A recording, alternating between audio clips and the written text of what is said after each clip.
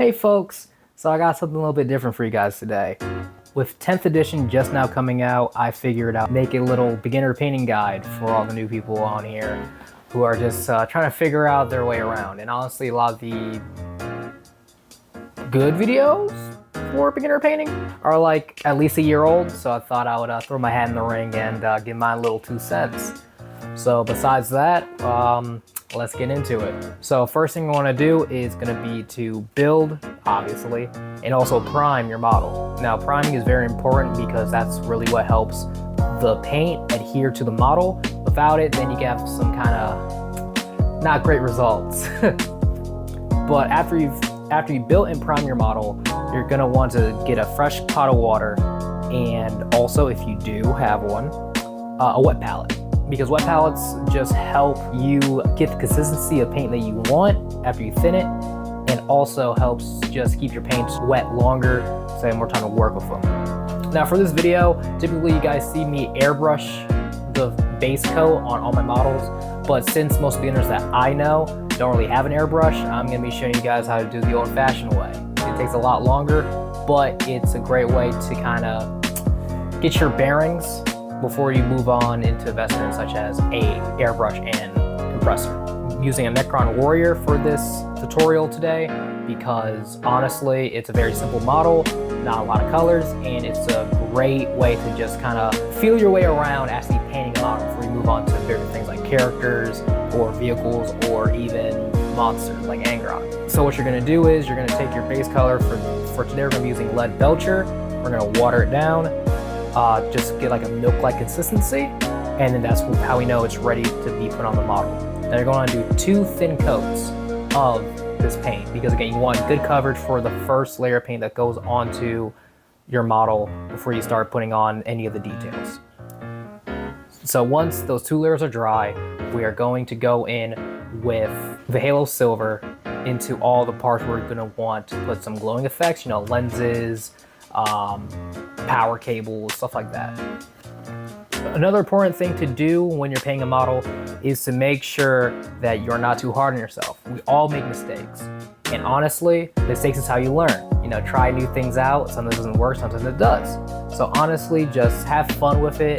Don't worry too much about getting the paint exactly where you want it, because you can always go back over with the previous paint that you did before and clear up any mistakes. Again, all it takes really is not about how steady your hand is, it's about patience. It's about being able to go over something until you get exactly how you want it. We are actually going to be dry brushing on some Necron compound onto the model, just to help add more depth and to also add some wear and tear. Because again, this is a immortal killing machine that we're painting up right now.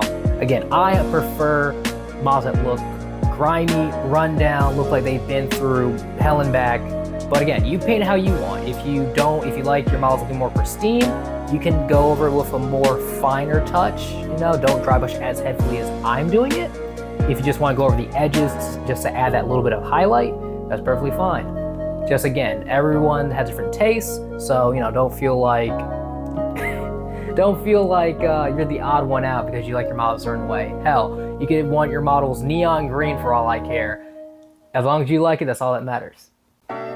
Now with that done, we can move on to going over all the parts of the gun and the eyes that we painted with the silver, go over that with Warp Storm contrast. Now the contrast paints are in between a layer paint and a wash. It's very thin and you could do a lot with it. Honestly, I prefer to use it for lenses and energy and power weapons. It just leaves a very good look and it's very flexible. You can work it in a lot of different ways. So after the contrast paint is dried, we're going to go over the entire model with Newland oil, because this is what is known as a wash paint. It's a very thin paint. You pretty much don't really need to water it down, but it's still a good habit to build of watering down your paint so you don't forget, because you don't want to get something like this. Yeah, look at that guy.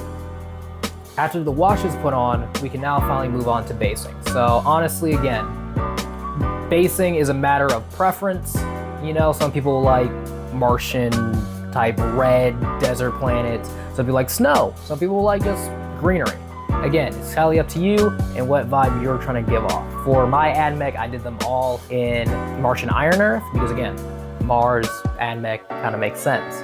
But I'm now slowly starting to move on to doing more earth, dirt, grass, rocks, things like that. Because again, just it's all a matter of taste. For the base, we're gonna be going with a Grillian Earth, which is a technical paint. So texture, they really help sell the, hey, this is dirt or sand. So with the basing paint done and dried, we're gonna now hit it with another wash. Just again, you don't need to do this, but honestly, I like giving the base as much texture as the model that it's under. And with that, one final thing to do, one thing that I forgot to do a lot of times when I was first starting out my painting career, which is gonna be going around the rim with Abaddon Black, because I've done base rims of other colors, personal preference, but black is typically the way to go. And with that, it's done. Got yourself a painted Necron warrior. Again, this is one thing I want to emphasize with painting is just experimentation and remembering what you did. Because honestly, you cannot understand how frustrating it is when you're painting a whole squad of guys and then you finish one guy, walk away, start doing another guy. You think you're doing exactly what you did before, but you get a slightly different result, which is kind of disappointing when you want them all to be uniform. So again, just remember your recipes like a cookbook and do what you do best. But yeah, now let's see it all finished up and in the photo booth.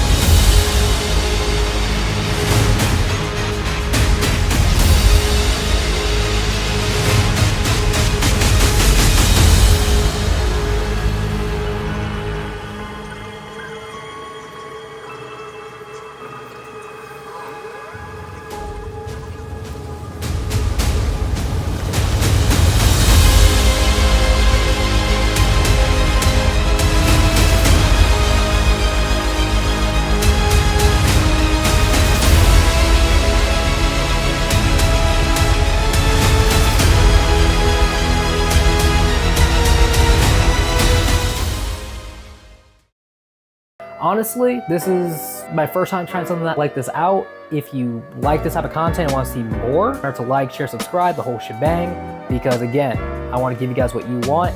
And if you guys want to see me do more tutorials such as talking about airbrushing or dry brushing or just more of the techniques I'm going to be going over in depth, then again, leave a comment down below what you want to see and I'll make it happen.